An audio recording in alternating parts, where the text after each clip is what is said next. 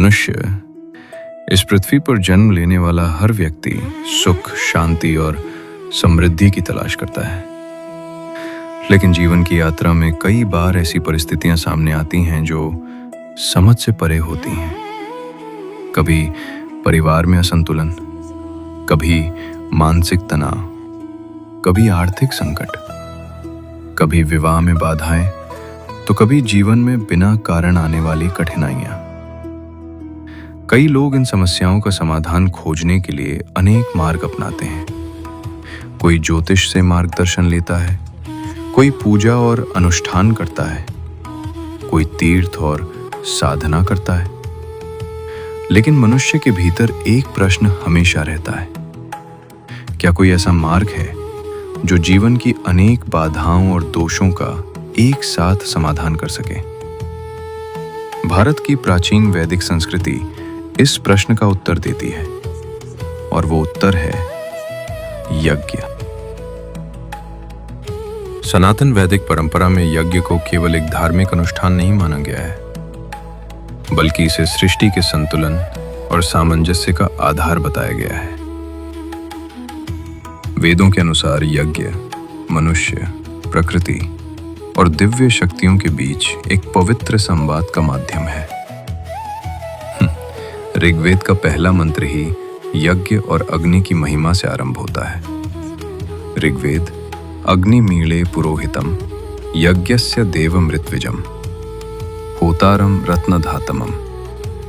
अर्थ, हम अग्निदेव की स्तुति करते हैं जो यज्ञ के पुरोहित हैं, देवताओं तक आहुति पहुंचाने वाले और मनुष्य को दिव्य कल्याण प्रदान करने वाले हैं।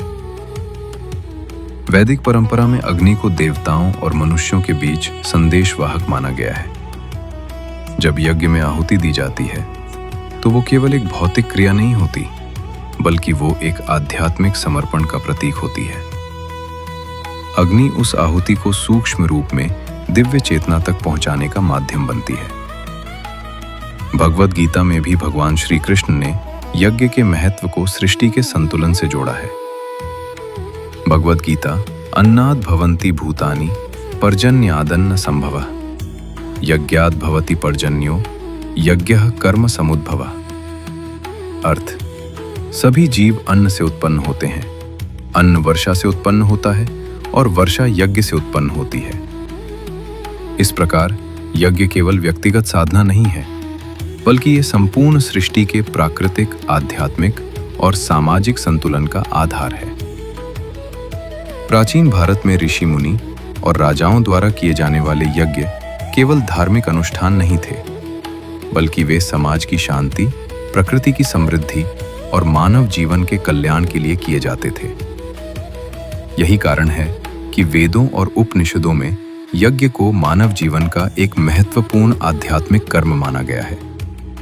और इसी महान वैदिक परंपरा को आज भी जीवित रखने का प्रयास भारत की आध्यात्मिक धारा में निरंतर चलता रहा है।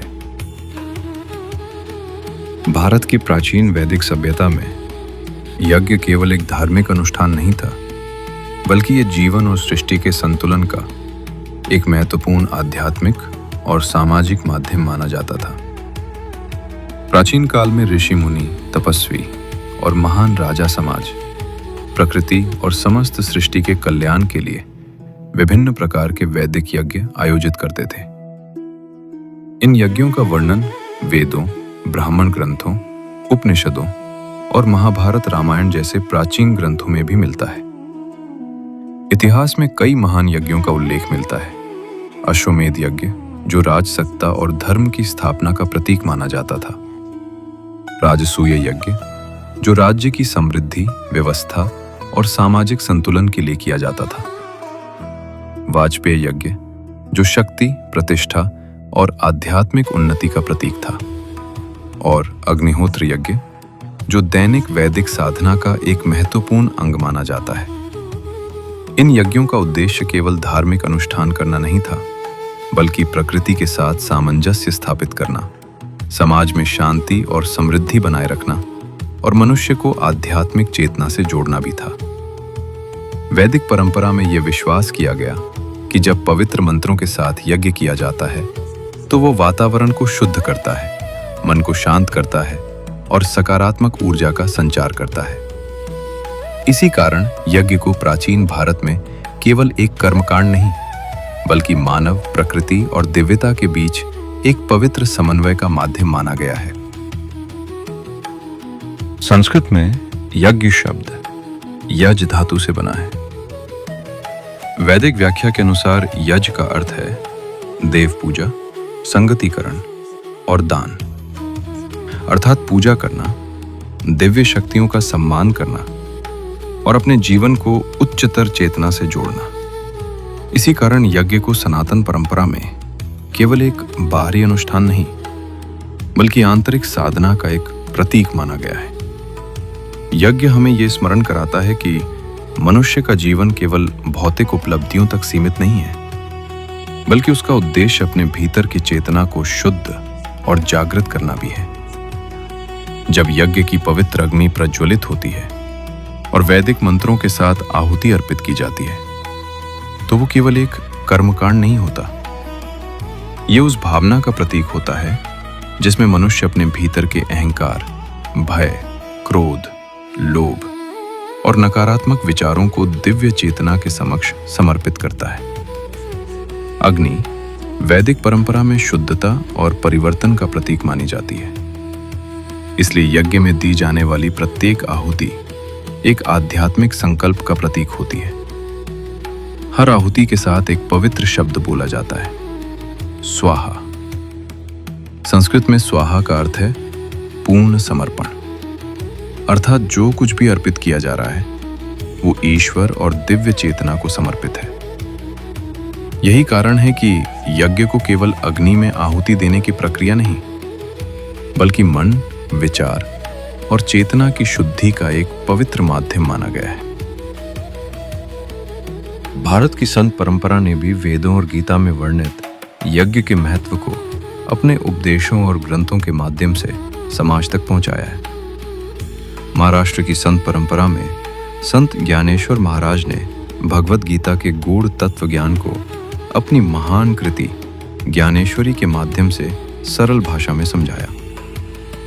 ज्ञानेश्वरी के 3 अध्याय में संत ज्ञानेश्वर महाराज यज्ञ के महत्व को बताते हुए कहते हैं, मनोनि स्वधर्म यजन ते अखंड यज्ञ याजन, जो करी तया बंधन काहि च न घड़े।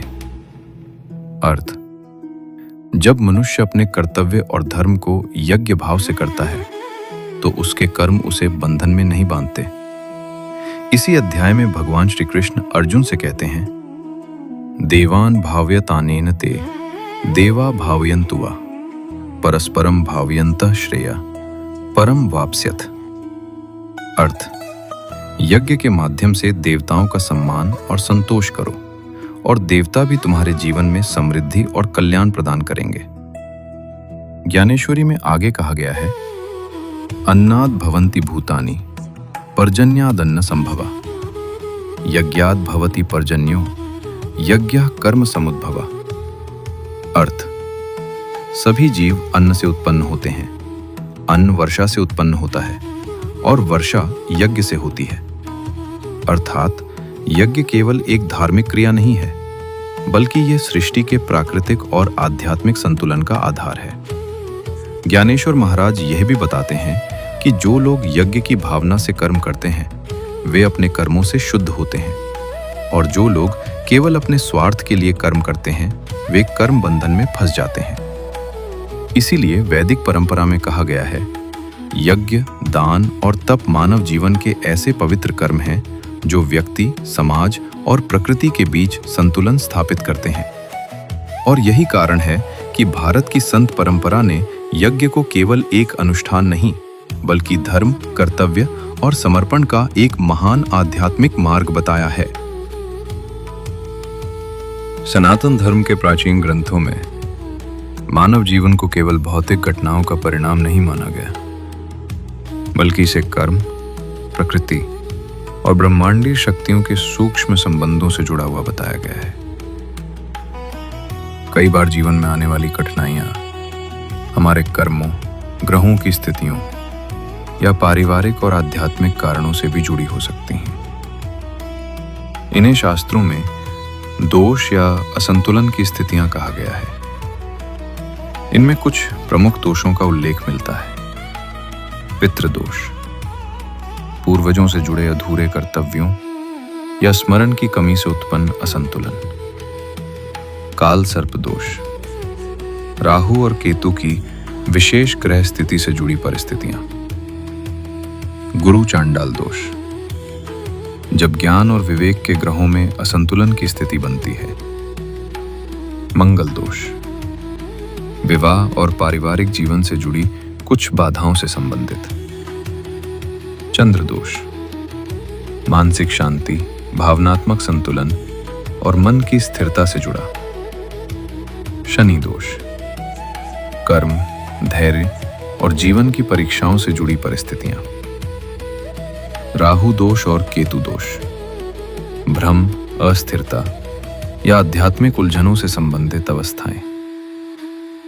इसके अतिरिक्त नवग्रह दोष, कर्म दोष, कुल दोष, संतान दोष और पारिवारिक या जीवन से जुड़े अन्य असंतुलन भी कभी-कभी मनुष्य के जीवन की परिस्थितियों को प्रभावित कर सकते हैं।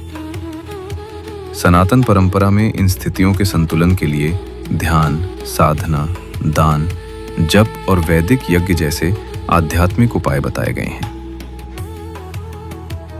इसी भावना के साथ इस विशेष वैदिक अनुष्ठान सर्वदोष समूल नाश महायज्ञ में लगभग 20 प्रमुख दोषों के शमन और जीवन में संतुलन की प्रार्थना की जाती है। ये महायज्ञ मनुष्य के जीवन में शांति, सकारात्मक ऊर्जा और आध्यात्मिक संतुलन स्थापित करने की भावना से आयोजित किया जाता है। भारत की प्राचीन वैदिक परंपराओं में यज्ञ को सदैव जीवन, प्रकृति और दिव्य चेतना के बीच संतुलन स्थापित करने का एक पवित्र माध्यम माना गया है। इन्हीं महान वैदिक परंपराओं से प्रेरित होकर एक विशेष आध्यात्मिक अनुष्ठान का आयोजन किया जा रहा है, सर्वदोष समूल नाश महायज्ञ। ये महायज्ञ वैदिक मंत्रों के पवित्र उच्चारण, अग्निहोत्र की आहुति और सामूहिक प्रार्थना के माध्यम से जीवन में सकारात्मक ऊर्जा और आध्यात्मिक संतुलन जागृत करने का प्रयास है। जब अनेक साधक श्रद्धा और समर्पण के साथ यज्ञ की पवित्र अग्नि के समक्ष मंत्रोच्चार और प्रार्थना में सहभागी होते हैं, तो वो वातावरण एक विशेष आध्यात्मिक ऊर्जा से भर जाता है। इस महायज्ञ का उद्देश्य किसी प्रकार के भय या अंधविश्वास को बढ़ावा देना नहीं, बल्कि वैदिक परंपरा के माध्यम से मानव जीवन में संतुलन, शांति और सकारात्मक दृष्टि को जागृत करना है। इस पवित्र अनुष्ठान के माध्यम से मनुष्य अपने जीवन की बाधाओं और नकारात्मकताओं को दिव्य चेतना को समर्पित करता है और जीवन में नई ऊर्जा और आशा का अनुभव करता है। वैदिक परंपरा के अनुसार जब मनुष्य श्रद्धा, विश्वास और सकारात्मक भावना के साथ यज्ञ में सहभागी होता है, तो उसके जीवन में आध्यात्मिक और मानसिक स्तर पर कई सकारात्मक परिवर्तन अनुभव किए जा सकते हैं। इस महायज्ञ में सहभाग के माध्यम से साधकों को जीवन में संतुलन और शांति की अनुभूति हो सकती है। यह अनुष्ठान मन को स्थिरता और मानसिक शांति प्रदान करने में सहायक माना जाता है। परिवार में प्रेम, सामंजस्य और संतुलन की भावना को भी मजबूत करने का माध्यम बन सकता है। कई साधकों के अनुभव के अनुसार ऐसे वैदिक अनुष्ठान जीवन में सकारात्मक ऊर्जा और आत्मविश्वास को बढ़ाने में सहायक होते हैं। इसके साथ ही स्वास्थ्य, समृद्धि और जीवन की स्थिरता के लिए सकारात्मक भावनाओं और प्रार्थना का वातावरण भी निर्मित होता है। दाम्पत्य जीवन में प्रेम और समझ बढ़ाने में ऐसी सामूहिक प्रार्थनाएं प्रेरणा दे सकती हैं। और सबसे महत्वपूर्ण, ऐसे आध्यात्मिक अनुष्ठानों के माध्यम से मनुष्य अपने भीतर की चेतना से जुड़ने का अवसर प्राप्त करता है, जिससे जीवन में दिव्यता, शांति और आत्मिक अनुभव की अनुभूति हो सकती है। भारत की ये पवित्र भूमि प्राचीन काल से ही महान ऋषियों, संतों और आध्यात्मिक परंपराओं की भूमि रही है। इन्हीं महान आध्यात्मिक परंपराओं में से एक है आद्य शंकराचार्य की अद्वैत वेदांत परंपरा, जिसने सदियों से मानव जीवन को आत्मज्ञान का मार्ग दिखाया है। इसी दिव्य गुरु परंपरा से जुड़ी एक महान आध्यात्मिक धारा धुनीवाले दादाजी की परंपरा के रूप में भी जानी जाती है। इस परंपरा में अनेक महान संतों और साधकों ने साधना, ध्यान और तपस्या के माध्यम से आध्यात्मिक ज्ञान को आगे बढ़ाया। इसी पवित्र गुरु परंपरा में एक महान आध्यात्मिक गुरु के रूप में आद्य परम सद्गुरु स्वामी शिवानंद दादाजी का नाम लिया जाता है। स्वामी शिवानंद दादाजी को सन 1984 में परम पूज्य सिद्धानंद महाराज से दीक्षा प्राप्त हुई, जो स्वयं इस महान आध्यात्मिक परंपरा के सिद्ध संत थे। दीक्षा प्राप्त करने के बाद स्वामी जी ने अपना जीवन गहन साधना, ध्यान और तपस्या को समर्पित कर दिया।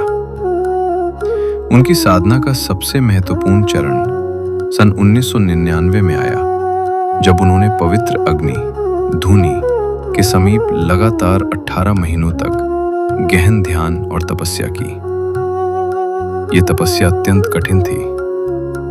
धूनी की अग्नि के कारण उनके पैरों को गंभीर जलन और चोट भी हुई, लेकिन इसके बावजूद उन्होंने अपनी साधना को नहीं छोड़ा। 18 महीनों की इस कठोर तपस्या के बाद स्वामी जी ने आत्मज्ञान और आध्यात्मिक अनुभव के उच्चतम स्तरों को प्राप्त किया। इसके बाद उन्होंने मानव जीवन के वास्तविक उद्देश्य को समझाने के लिए अपना जीवन समाज के लिए समर्पित कर दिया। स्वामी शिवानंद दादाजी के उपदेशों का मुख्य विषय है मानव जीवन का महत्व, आत्मा और परमात्मा का संबंध, तीसरे नेत्र की जागृति, कुंडलिनी शक्ति का जागरण, चक्रों का सक्रिय होना और आत्मिक चेतना का विस्तार। स्वामी जी केवल इन विषयों का सैद्धांतिक ज्ञान ही नहीं देते, बल्कि साधकों को ध्यान और साधना के माध्यम से इन अनुभवों को स्वयं प्राप्त करने का मार्ग भी सिखाते हैं।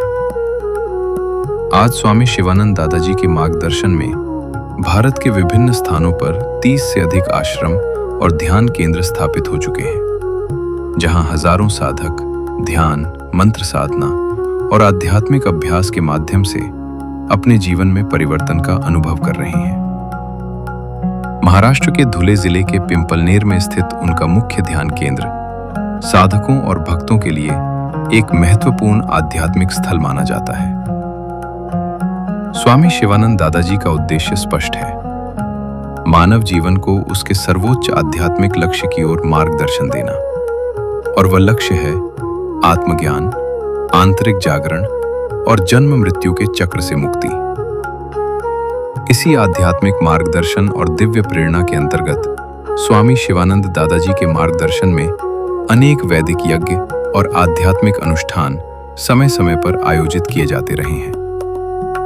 और इसी परंपरा की निरंतरता में अब एक विशेष वैदिक अनुष्ठान का आयोजन किया जा रहा है, सर्वदोष समूलनाश महायज्ञ। इस महायज्ञ का आयोजन आद्य दादाजी स्पिरिचुअल फाउंडेशन द्वारा किया जा रहा है। यह संस्था आध्यात्मिक जागृति और सामाजिक सेवा के उद्देश्य से कार्य करती है। फाउंडेशन द्वारा सत्संग, ध्यान, साधना, यज्ञ और सेवा कार्यों के माध्यम से समाज में सकारात्मक परिवर्तन का प्रयास किया जाता है। ये दिव्य महायज्ञ आयोजित किया जा रहा है। स्थान IT पार्क ग्राउंड, तितेनगर, खराड़ी, पुणे। दिनांक 25 और 26 अप्रैल 2026। समय सुबह 8 बजे से शाम 6 बजे तक। अधिक जानकारी और सहभाग के लिए संपर्क करें। इस पवित्र वैदिक अनुष्ठान का हिस्सा बने। अपने जीवन की बाधाओं को दिव्य चेतना को समर्पित करें और अनुभव करें शांति, संतुलन और आध्यात्मिक ऊर्जा।